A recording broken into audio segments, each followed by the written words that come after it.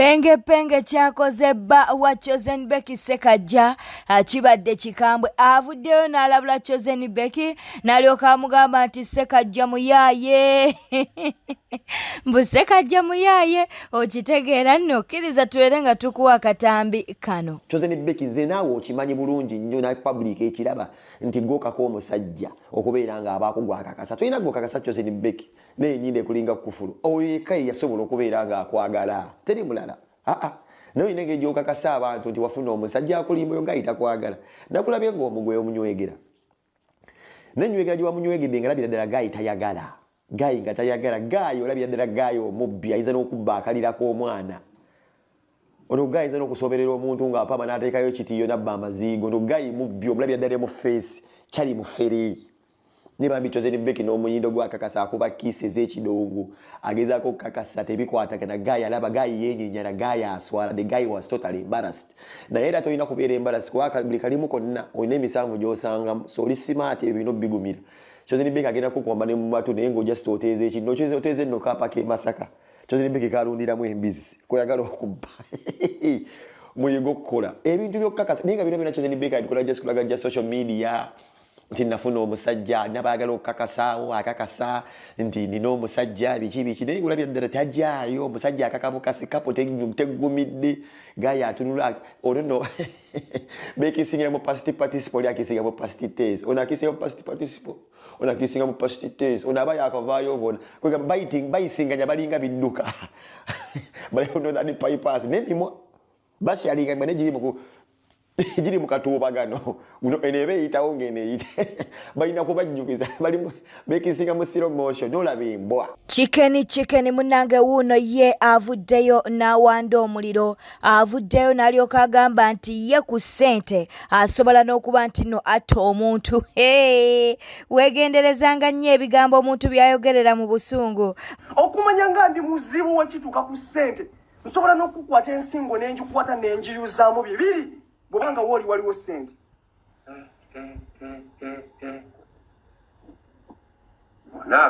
kabata nze ndi so agule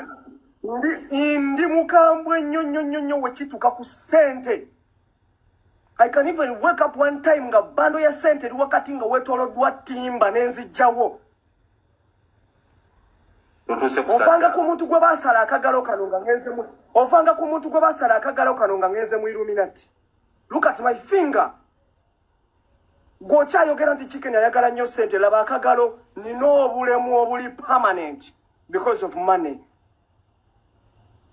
Kitegeeza ne bwe baali bagenda kunsaba kugulu kwemba mpayo singa nakuwaayo. I want money. Njagala ssente more than anything. You are not my friend when you're poor. Genda unyiriza eriyo bwavu bwo. Uli oyagala kujjako follow yo kati now.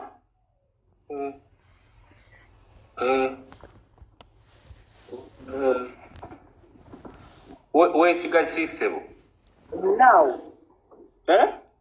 Wesiga ki? Kabata saagala muntu antaagi nga mu kintu kye sitanaba kukola. You can't tell me nti nalidde ssente z'omuntu ze sitanaba kulya. That is what pissed me off. Ate gwe ayogera olina folo emu tolowooza nti olina folo 10 olina folo emu. Kabata okumiitinga Kalimu Hili gy'olowooza kyangu ng'abantu bwe balowooza. Sisuubira kubasigezangako mu miitinga. Then kati Chicken alina maanyi kyaga miitinga Kalimu Hili nga bwe boogera. Tomanya Chicken oli w'amaanyi ssebo. Ndi w'amaanyi wa. Kabata Kalimu Hili gye bano abaana gwe boogerako bamumanyi bulungi. Kabata Kalimu Hili gy'oyo omulaba be bano abagagga be bayita ba old money. Old money be bagagga beemunyonnyo. Abagagga beemuyenga abagagga bataagala kamera bataagala kwemulisa. Subscribing liking leka obaka bwawo mu comment section. Chosen Becky afunye amuwolereza jjukira nti n'obwedda buli omu amusabula olwa outfit munange gye yayambadde ku mukolo oba ku concert ya Maureen Nantume. Kaakati nno ye eyali mukyala wa Jostede twogera ku Prima yagambye nti Chosen Becky mumuleke yanyumye okitegeera yagambye nti Chosen Becky talina muntu yenna gwe yalumiza ye baasazeewo okuba nti no bambala ng'abaagalana era ebyo bye baasazeewo okuba nti no munnange bambala kaakati mmwe abali mu kuba nti no mumusabula musirike bw'ati bwavuddeyo n'alyoka ategeeza nabyo katubikuwe bulireko ndabye abantu nga bawa reviews nga bagamba mbu Chosen Becky we Masaka mbu Chosen Becky mbu ye mwami yeye omwami yo ye mukyala buli omu najjonkera Chosen Becky buli omu n'amwogerera buli omu n'amusongamu omumwa naye kati kamba bulireko first of all everyone is free to do what they want oshitegedde buli omu wadde mbokola kyayagala gwe woba owuliranga oyagala kwambala ekitengi nebbaawo yambala ekitengi nebbaawo okitegeera abantu mubaleke beeyagale let people enjoy their moments okitegedde mulimu abantu amu nga tebana na figa za bitengi naye ngaobadde bavuma omuntu Chosen Becky bambi omusajja we yanyumye sikulimba omusajja we yanyumye ne Chosen Becky yanyumye nze kati kambabulireko mulimu abasinga mudeetinga abasajja nga tosawadde n'omukuba ne kaserafi woti bawo n'akola bulabi ng'omutunuzaamu essimu yo asobola okuwa luno oluyi lw'emabega kati ennugu ebaluma mulabira ddala nga Chosen Becky alina okuba nga ono omusajja okwambala ekitengi yamuloga yamuwunza because she's doing what you cannot do okitegedde naawe kwata bbaawo mugende kale mu Gucci mwambale Gucci ng'afaanagana kubanga bali bayambadde ekitengi mwabayise b'e Masaka naye kwata bbaawo bamukazi wo mwambale ebifaanagana woba osobola nze mbala mbangi nnyo muli boneeno naye bapatana bammwe tebabaagala nze mbabuulira bapatana bammwe bbaawo jasi n'akula bulabi ng'omukwata kasinapu oli lwasobola okukuba kubanga talina ggwe wekka tayagala kuswala abantu bangi muli mu relationship nga baba mwe babeegaana eyo tasobola yadde kale olwokuba bali banyumye ne bagenda mu kivulu sebo mugamba mbu b'e Masaka no they had fun kyogamba Chosen Becky asinga Abanigeria nga bambala ebitengi ne bakazi baabwe nga babyambala temubalaba Abanigeria ng'essati efaanagana n'ey'omukazi mune my eyes leero bakola eyelashes leero sina kyenyudde leero ndi soba ejjo nanyudde mukabbiya kamu naye leero ndi soba Chosen Becky ne bbaawe banyumye nze mbabuulira Black Sugar yavuddeyo mu bukambwe obw'ekitalo n'abaako omuyimbi gwalabula naye ekisinze okunsesa katambi kano ye Senga Acid banna Senga Acid n'olugambo bali bati tebatingana obwedda waasirisa oli omulala obwedda ayogera nga Black Sugar munanga ali mu kuyomba naye omuyimbi gwe bayambazza akagatto kano bakambazza Joelanda simanyi oba ddala Black Sugar gwe yabadde agamba oba nedda neffe katubeere nga tukuwa akatambi kano muyimbi abantu bankolera vidiyo nga banjolonga muyimbi ng'omanye ebituufu bye nakkolera ngenda kufulumya obutambi bwo nga mwesiyaga muŋŋamba erinnya ngenda bufulumya singa osigala ng'omumanyiira nja kufulumya voice note nga wesiba ku basajja nja kufulumya voice note nga weegayira bakazi banno mukole threesome nyabo okwogeddeko n'enzijukira ayogera naawe sirika kyekikwemeza okuba hiiti olowooza abantu bakuloga tebakuloga yimbi ki manyi Lydia Jasmine alina zihi osuza abawala banna bonna basuza mu sitting room beeyalanga nku si Lydia Jasmine bankolera vidiyo abankolera vidiyo nga nze bateeka mu WhatsApp group yo ani abakolera Sugar video tomanyi kuyimba tomanyiira Lydia Jasmine amanyi okuyimba serious notes so si yeye this is on a serious note gwe naawe ayogera sirika leka Sugar ayogere muyimbi yali akumanejingo jabagamba si muyimbi mulekani yona ayogera sirika Sugar ayogere ayogera bulungi ennyimba ze nensirika nali mwese ngayogera bulungi ennyimba ze nengamba kale abalala bazoogera negwe ozoogera bulungi oyogera ku kyobisiyaganni naye ne mukwano gwange yamudduka ng'ayagala munuuna oyo ayogera sirika twagala Sugar yekka yaba ayogera mukwano oyo ku kijanjalo kwatava kijanjalo kyeki I wanted plants in the garden. Weeds. so who is the gardener Omuwala ekisooka owunya banno basimba ebijanja sooka onaabe if you want to do those things you have to be extremely kamagumba ngenda kamagumba bannange obwedde omutima gunkubanga ngamba bagamba Lydia Jasmine it's not Lydia Jasmine kubanga Lydia Jasmine is not Magumba obwedde abantu bagamba senga Lydia Jasmine it's not Lydia Jasmine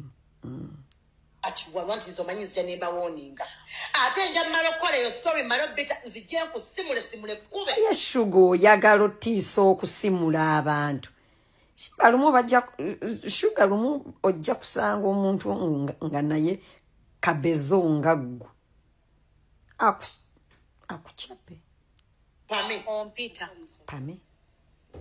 kiriko kusobola munkuba n'abenganda ze bonna Sugar oyagala ojjirako family nemba oligolola sijja mwogera kale kamuleka next interview weri singa if symptoms persist you are going to seek for medical attention I am here as a doctor njakuwa ate ne fe yamanyi okuba emirambo empiso yes awo fe yajja kukoleko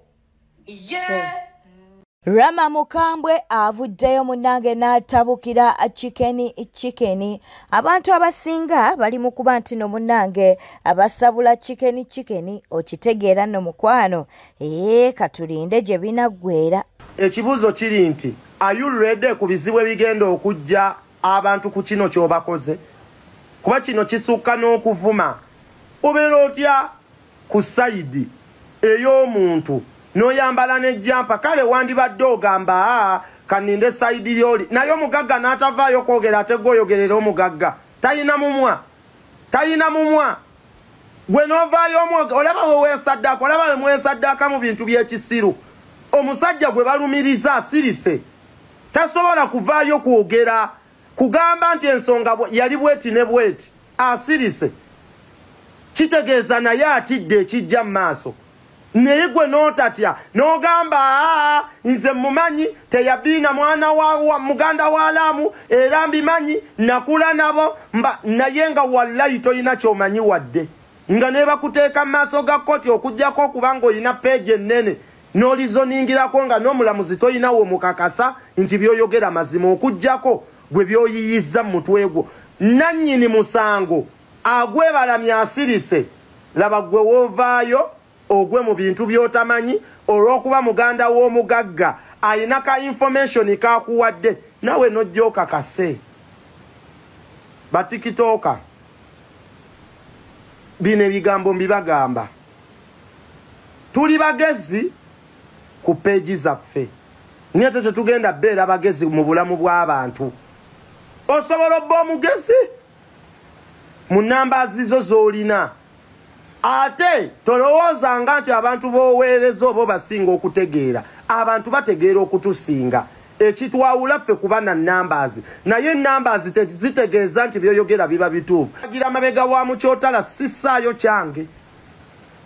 mugagga mutuufu ne Laamu mutuufu sigenda kugamba nti ono ye mukyamu nvaamu buvi kuba ye kennyini eyabirese yagambye Kalimu Irigi nkimanyi ojja kunzita ne ŋŋamba kati nga nse Rama atera okufuna Saidi wano nfune Saidi kuba Laamu mwagala Kalimu Irigi ekituufu mutya nesigenda ate nze nkulimbe aleesa amawulire amutidde nze ani atamutya ndeka sisaawawo magezi bonna batuufu naye ate togamba mbu oli tebamubiinira muganda we ate gwe n'ogamba tebamubiinira kale naawe biveemu woba otidde kozi nga waliyo akasente ke bakuwadde Kalimu Irigi nze nkutya era Laamu ndi mabegawo nga tulwanisa Kalimu Irigi naye nze sijja kuvaayo kulumiriza bye simanyi sisobola omusajja yavuddeyo n'agamba Kalimu Irigi nkumanyi teri mulamuzi wano mu Uganda mu kooti gw'otamanyi ng'era nteekayo ekimwa damu ndi mabegawo tuogerere nze nkipika bupisi nashe yalinga video navayo n'agamba Kalimu Irigi nkimanyi ngenda kufa atuwa story akimanyi sawa yonna asobola offa nze gwe bagiwadde nkibulandinga ennyo n'okusinga ono agireese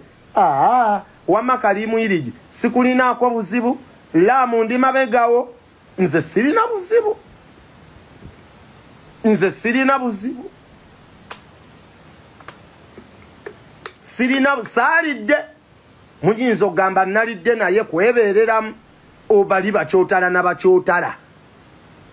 gwe omuganda ow'ennyinda engazi omuntu asobola okunyiigira okusinga gwe okusinga oli nannyini kuwaba musango ndi mabega wa Laamu Kalimu Irigi simulinaako buzibu naye ndi mabega wa Laamu byayogera byonna bituufu era tusaana tusheyalinga vidiyo za Laamu zituuke ku bantu naye nze sirina kyenjogedde nkubuulira nze nvuma bakadaama bange wano nze sivuma muntu ansinga omuntu ebbanga lyamala nga akusinga asobola okukukola kyayagala kyonna olaba ne Yesu naye baamukuba empi kufiirira bibi byaffe teriyo nsonga gy'oyingirira nga yakufiirira abantu n'otanyigirizibwamu nze nga nyigirizibwa ku lw'omukyotala Laamu mukwano gwange tuli ba mikwano naye sijja nyigirizibwa mu miggo n'amakomera nakunyiga muniyo ona ngambye totumanyira ssebo mu mboozi y'omuvubuka Lameezi ne Chikeni ne minisita nyina ekigambo kye nnawuliddemu ng'ekigambo kirimu Guardian kitegeeza oba ofuuse muzadde w'abaana era nga ne taata w'abo abaana yali mukwano gwo meaning oyinza okuba abaana abo batandise okuyita ne anko badde naafa omuzadde n'afa abazadde ne bafa n'osigala ng'oli gaadiyani w'abo abaana era n'osalawo bakuze nga gwe muzadde waabwe ate olumala n'obawasa imagine awaliwo akalipo